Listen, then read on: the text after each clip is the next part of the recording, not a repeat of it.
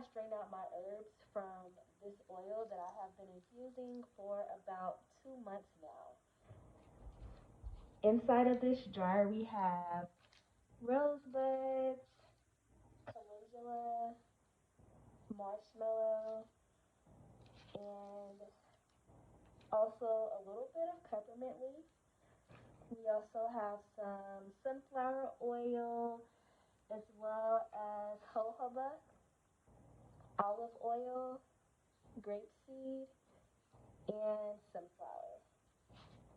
Alright, so I'm going to take my mesh strainer here and hold it over this little mason jar. This mason jar is not going to hold all of this oil, but I just felt the spirit leading me to make this video tonight. I've already made a set of some turmeric soap over here to the side. I may post a video later on how I make our orange and turmeric herbal soap. But for now, I'm just going to show how I strain out these herbs. And this oil I use in some of our soaps, some of our bath salts, and things like that. Always make sure that you consult your healthcare provider before using any herbs. I am a nurse. I've been a nurse for over 10 years now. However, whenever I'm making herbal products, I am not practicing as a nurse. So our products are not intended to diagnose, cure, treat, or prevent any diseases.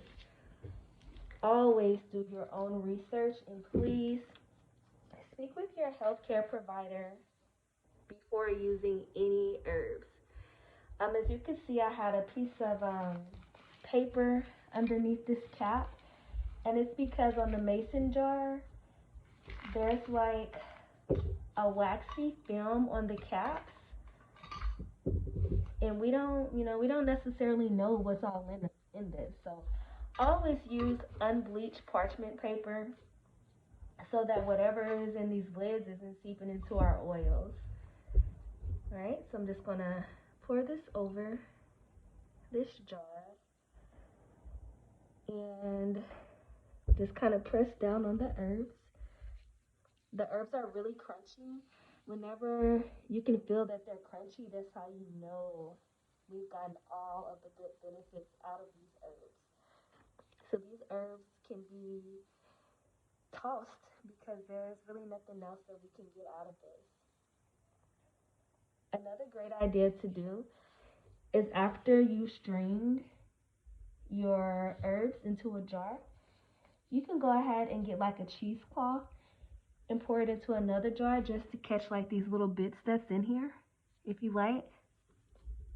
Or another really good idea is to take this oil and infuse another set of herbs.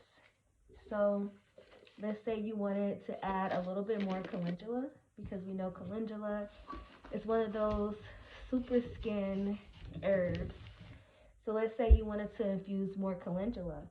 I would take this oil and add more calendula to it and let it seep for another 6 to 8 weeks. This has been seeping for 8 weeks, and every day I shake it. I would shake this, twirl it around. Hey, yeah, so you always want to make sure that the oils are covering the herbs at all times, because you don't want any type of mildew or anything like that to grow. Also, you want to sanitize your area. I always make sure to sanitize my area and all the tools that I use. I use either rubbing alcohol, or I have tons and tons of Everclear. So I usually sanitize everything with Everclear after cleaning it down with soap and water. But once again, you want to make sure that your herbs stay covered in oil. So you never want to see dry herbs hanging out at the top. You always want to make sure it's covered. So it's very important to make sure that you're shaking this every day. Every day. Some people do every other day, but I do mine every day. Another really great thing to do is to let your herbs sit in oil, like one herb at a time. So one good idea to do is, say you wanted to do a rose oil and a calendula oil and maybe a chamomile oil. A really good thing to do is to just have like this jar with rose, this one with calendula, and the other one with chamomile, and then pour your oils over there. Then for your final product, let's say you're going to make a face wash, you can go ahead and kind of incorporate exactly how much rose oil you want, how much calendula oil you want into your recipe. So that's all I have for today. I just really wanted to just kind of show you all how to do this. I'm probably going to get a cheesecloth and try to strain